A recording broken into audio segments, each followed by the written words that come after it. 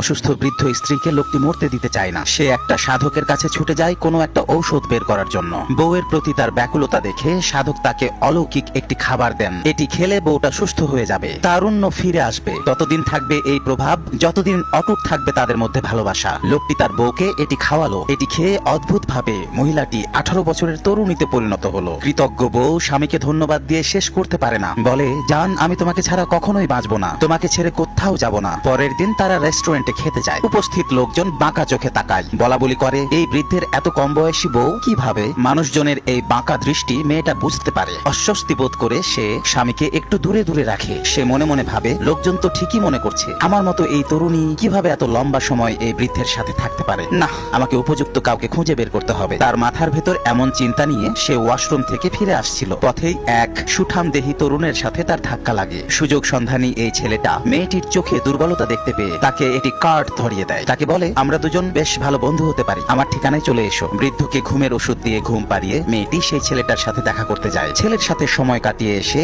বাসায় ফিরে এসে দেখে বৃদ্ধ জেগে আছে। মেয়েটি বৃদ্ধকে মিথ্যা কথা বলে, কিন্তু বৃদ্ধ সব টের পেয়েছে। এখন একজন আরেকজনকে ভালোবাসে না। কিছুক্ষণের মধ্যে মেয়েটি আবার আগের বৃদ্ধা অবস্থায় ফিরে যায়। বন্ধুরা, বৃদ্ধের কি উচিত এই মহিলাকে আবার বাঁচানো? কমেন্ট করুন, লাইক তো অবশ্যই দিবেন।